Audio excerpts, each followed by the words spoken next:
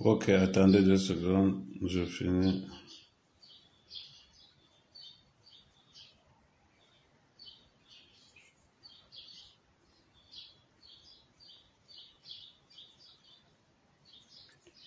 Voilà.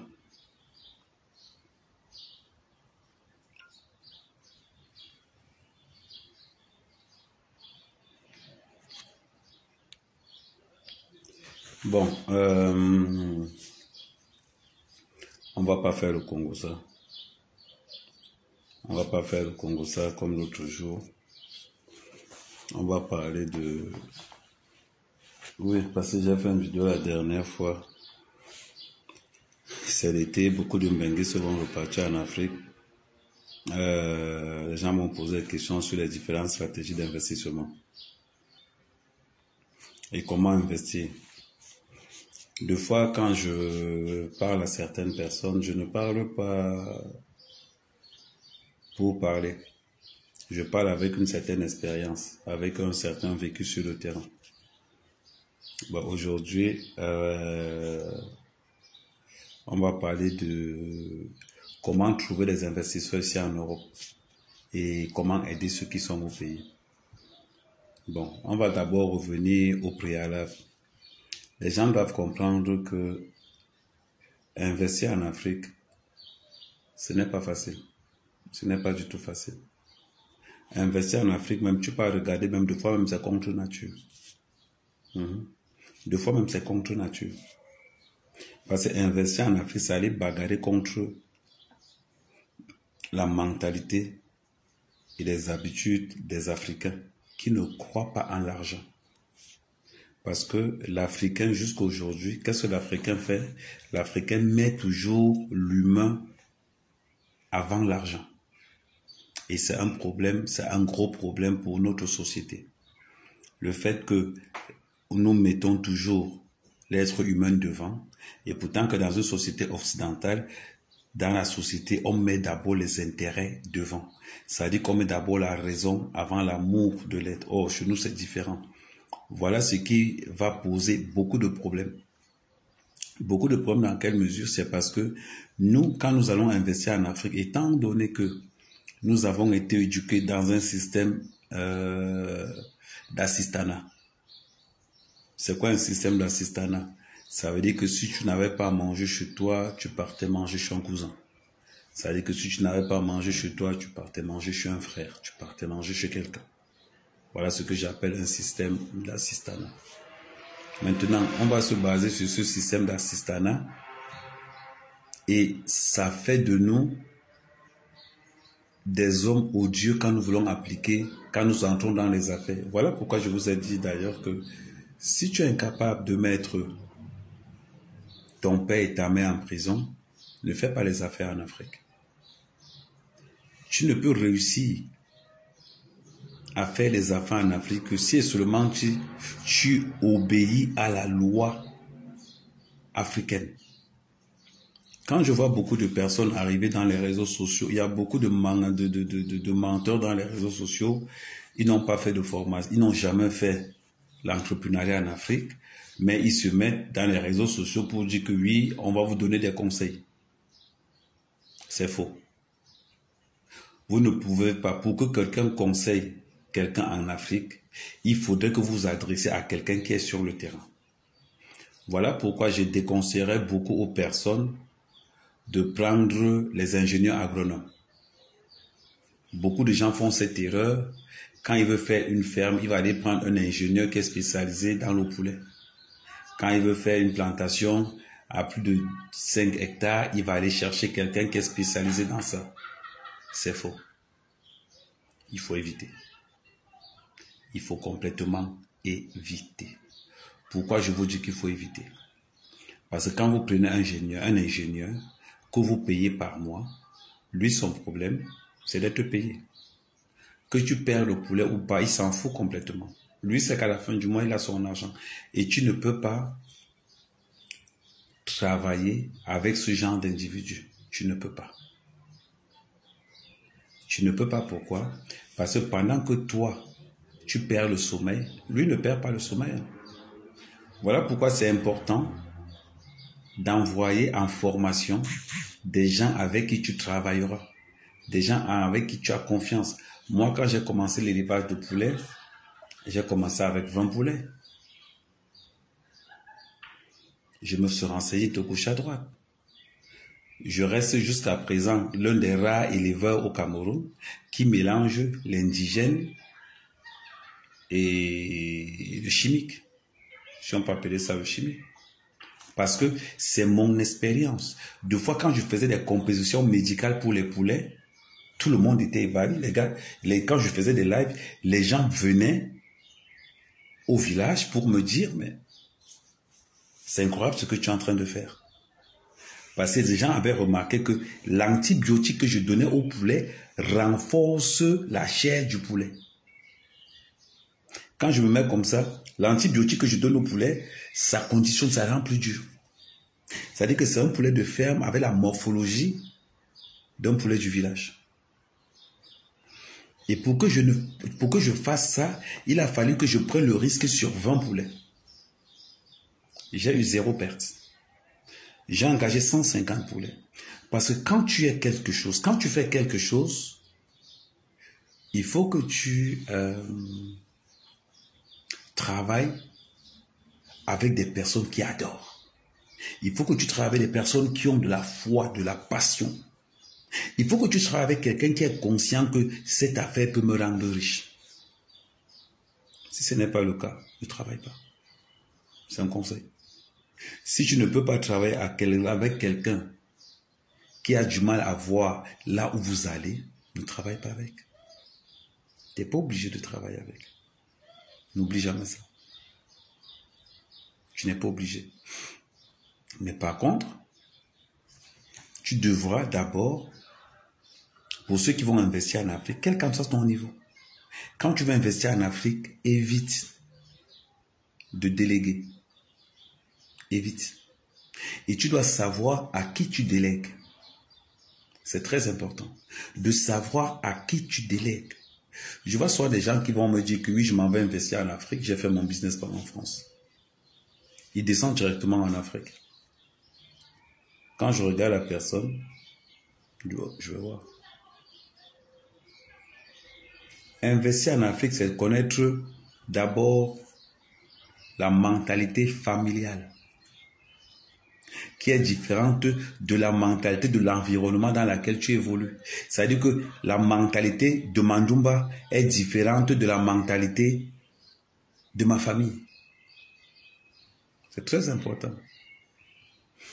Ils auront un but. Dans ma famille, ils ne veulent pas que je tombe, mais ils veulent profiter de moi. Or, la mentalité de Mandumba, c'est qu'ils veulent que je tombe. Tu devras distinguer ces deux. C'est pas pareil. C'est pas pareil. Ceux-là, ceux du village, ceux de l'environnement, eux, ils veulent vraiment que tu tombes. Mais pour de vrai.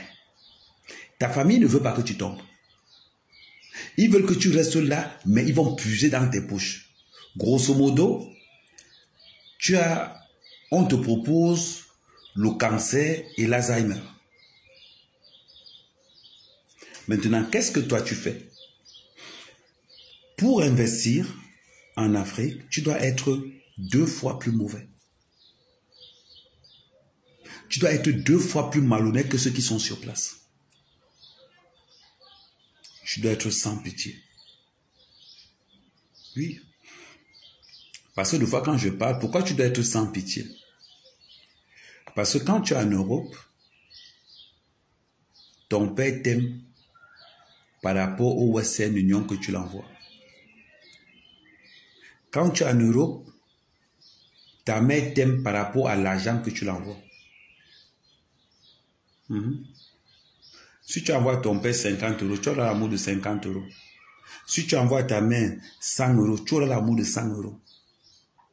C'est une vérité. Maintenant, étant donné que tes parents ne t'aiment que parce que tu as l'argent, voilà pourquoi quand tu es arrivé, tu as trouvé qu'on a fait ta chambre, on a fait ton plat, on t'a mis plusieurs nourritures sur la table. Parce que quand tu as envoyé 200 euros tous les mois, ou quand tu as envoyé 400 euros tous les mois, quand tu viens en vacances, ça ne leur coûte rien d'enlever 5 euros là pour faire les courses, pour montrer qu'on veut te recevoir. Mais, sauf que, quand on veut te recevoir, c'est pas pareil. On te reçoit en fonction, toujours, comme je le dis souvent, on te recevra toujours en fonction de ce que tu auras donné au préalable. C'est la même façon quand tu viens investir. Pour investir, tu dois être comme eux. Hypocrite, égoïste et radin. Ce que je vous dis, on ne vous apprendra jamais ça dans des écoles de commerce. Pour investir en Afrique, il faut être 2 fois plus hypocrite, 2 fois plus égoïste et 4 fois plus radin. N'hésite pas à clasher ton père. N'hésite pas à clasher ta mère. N'hésite pas à foncer sur ton frère. Pour l'argent. Je vais encore aller plus loin.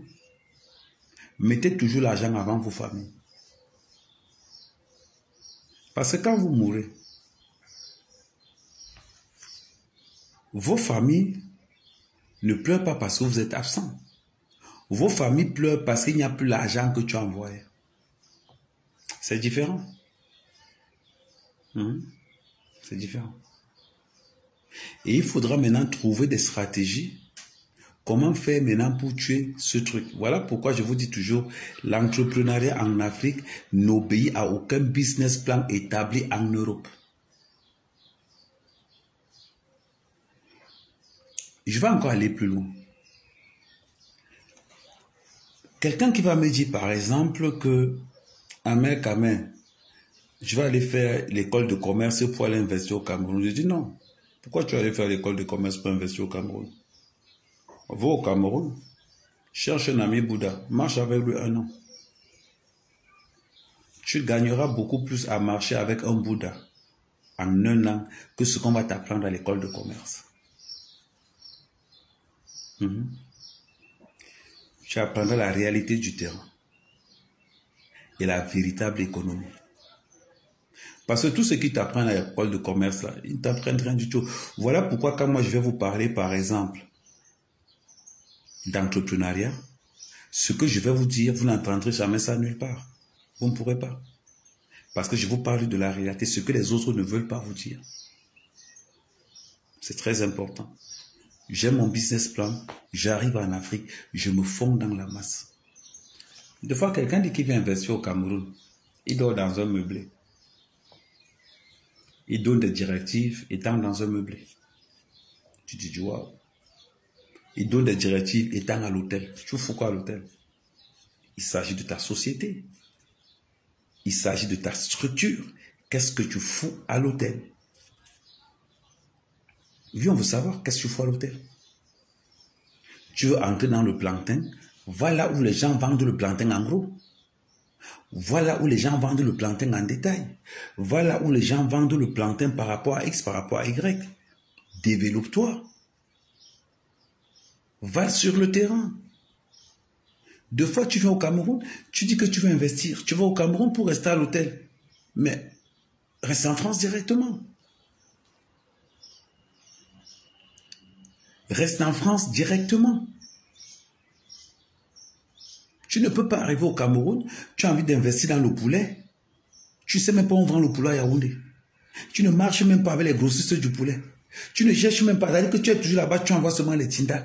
Allez vérifier ceci, Mon frère, quand on va t'escroquer, tu vas dire quoi? C'est ça la vérité. Quand on va t'escroquer, qu'est-ce que tu vas dire?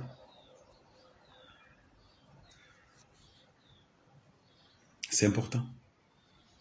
Voilà pourquoi il est nécessaire que quand vous êtes au Cameroun et que vous voulez investir et que vous vous êtes déplacé vous-même, faites le sale boulot. Faites le sale boulot. Le sale boulot, c'est quoi? Je descends là où on fait la provente.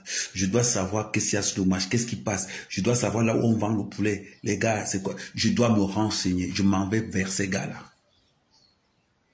Parce que c'est eux qui savent ce que c'est que le marché. Et oui. Et quand je délègue quelqu'un, je pars avec la personne. Il y a deux fois des gens, je prends un parallèle, il va construire une maison au Cameroun. C'est à l'hôtel qui demande le prix du sac de ciment. C'est à l'hôtel qui demande le prix du camion de sable. C'est à l'hôtel qui demande le prix des tôles. Tu es venu faire quoi? Est-ce que tu es venu pour rester à l'hôtel et passer des ordres? Point d'interrogation. Ou est-ce que tu veux être actif artisan dans ce que tu es en train de mettre en place? C'est important de savoir là où on va. Vous ne pouvez pas créer de la richesse si vous ne pouvez pas mettre les mains dans la boue. Nous sommes obligés de mettre les mains dans la boue parce que nous avons des petits budgets. Nous sommes obligés de mettre les mains dans la boue parce que nous n'avons pas des budgets stratosphériques. Et ça évite l'escroquerie. Parce que tu peux être à l'hôtel, on va te dire qu'un sac de ciment c'est 6 000. Pourtant que la réalité, le sac de ciment peut-être c'est 4 500. Donc dans chaque sac de ciment, tu perdras 2 000. Si tu as pris une tonne, non, une tonne c'est 20 sacs.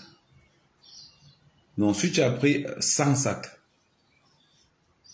sur 100 sacs de ciment que tu as pris, ça veut dire 5 tonnes, tu perds 200 000. Tu perds 200 000. Maintenant, si tu recalcules, 200 000, ça te fait 20 sacs de ciment. Mais le fait de rester à l'hôtel te fait perdre 200 000. Un camion de sable, c'est 150 000. Un camion de sable, c'est 150 000. Toi, tu es au téléphone, tu demandes à ton Tinda, regarde-moi un peu le prix du camion de sable. Oh patron, le prix du camion de sable, c'est 225 000. Il faut 10 camions. Tu viens de perdre 200 000 dans le ciment. Et là, sur le sable, tu perdras encore 400 000 ou 500 000. Pourquoi? Parce que tu es à l'hôtel. Quand tu te déplaces de la France pour l'Afrique, sois sur le terrain. Sois sur le terrain. Si tu n'es pas sur le terrain, tu perds de l'argent. Le but, c'est que tu sois au contact de la réalité. C'est comme ça qu'on fonctionne en Afrique. La particularité en Afrique, l'Afrique a son propre système et son propre business plan qui n'obéit à rien, rien, rien, rien. C'est très important. Voilà pourquoi la plupart du temps, attends 2 secondes. Je vais bloquer quelqu'un 2 secondes.